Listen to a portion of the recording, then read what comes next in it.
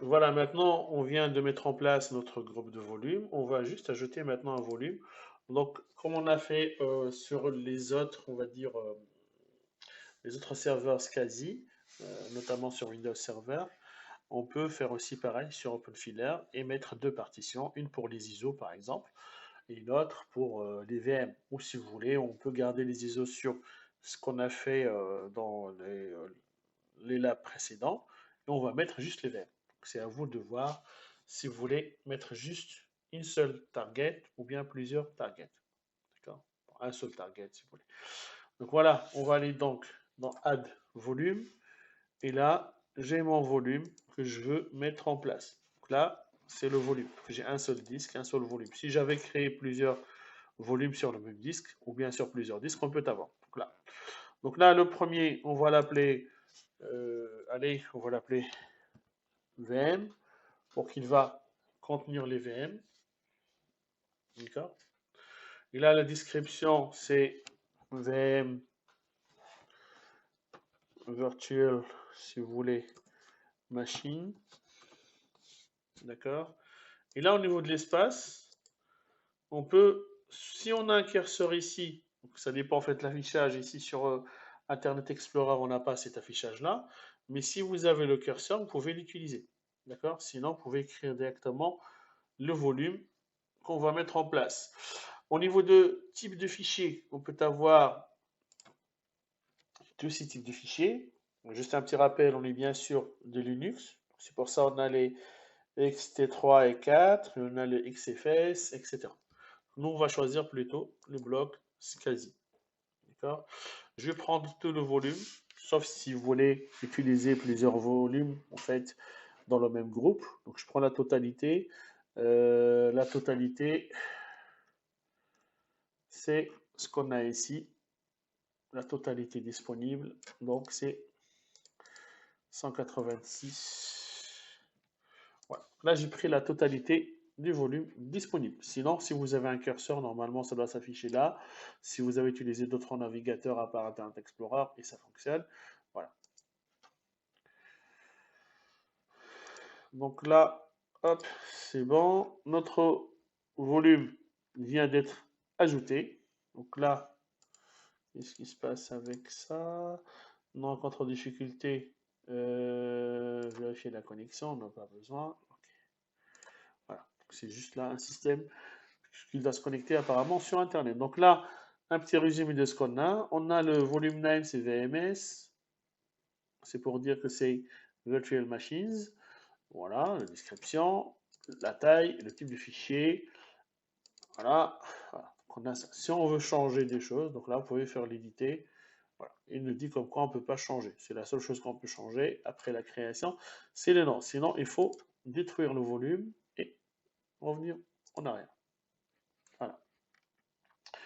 Donc là, on vient de mettre en place le réseau. On a installé le groupe de volume. On a rajouté un volume qui s'appelle VMS.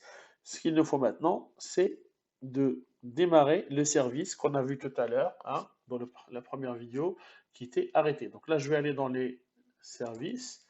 Et on voit très bien que le service concerné par rapport SCSI Target, il est bien en fait arrêté, hein, et il est disable. Donc là, la première chose, je dois mettre enable pour ma target. Attention, en fait, on a deux SCSI, SCSI target et initiateur. Donc, je ne vais pas aller chercher moi-même des informations avec l'initiateur des communications SCSI, mais plutôt, ce sera moi le serveur. Donc, du coup, je dois activer la 1, 2, 3, 4, 5, 6, la septième ligne. D'accord.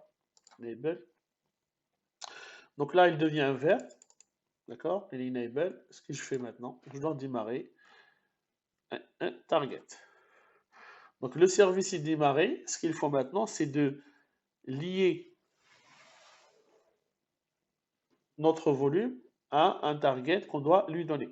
D'accord. Donc, c'est pour ça, on va essayer d'ajouter directement SCSI target setup. Donc là, on va le lier. Donc là, on peut rajouter la target. Hop, ici. Alors, donc là, je reviens sur la partie les volumes. Et dans mes volumes, je dois juste aller après sur la partie target. Donc la target ici. Et là, il m'a donné la target de OpenFiller. Donc c'est toujours, ça commence par un IQN. Donc voilà. Ça c'est pour dire qu'il s'agit bien de OpenFiller. D'accord?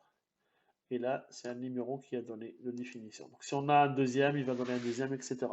Donc là, ce qu'il faut maintenant, c'est juste rajouter ce target-là. Hop, il est rajouté. Et après, on peut voir la suite. Parce que là, au moment de la configuration de target, si vous vous souvenez, hop, on a vu au fait, est-ce qu'on peut utiliser le chiffrement ou pas. Là, je n'ai pas utilisé le chiffrement. Donc là, vous avez les possibilités d'utiliser le chiffrement. Donc, supposons qu'on va utiliser un login et un mot de passe, plutôt un utilisateur et un mot de passe. Vous pouvez faire par exemple open filler, ou plutôt SKSI-open filler et mettre un mot de passe, par exemple, je ne sais pas, mot de passe que vous voulez. D'accord? C'est juste là, nous, on ne va pas le faire dans cette vidéo avec le mot de passe. Hein. Vous pouvez faire un mot de passe de ce genre, par exemple. Ce sera un peu complexe. Donc, il faut mettre un mot de passe complexe. Et une fois c'est fait, choisir est-ce que c'est dans le sens entrée ou bien dans le sens sortie. Nous, on n'a pas besoin pour l'instant de mettre ça.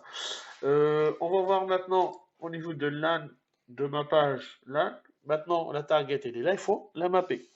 C'est pour cela, on doit rajouter le mappage. Donc actuellement, il n'est pas mappé. Donc là, no LAN mapped in this target. Donc là, au niveau des droits, j'ai les droits lecture, écriture.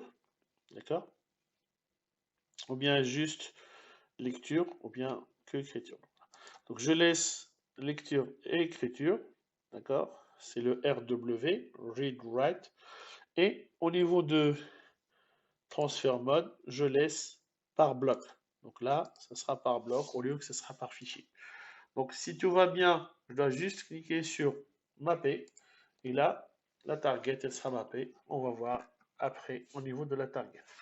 Mais avant cela, il nous reste la dernière partie. Donc là, on a vu au fait l'authentification juste avant. La dernière partie, c'est maintenant autoriser les flux. Donc par défaut, comme tous les pare-feux, la règle, c'est tout interdire.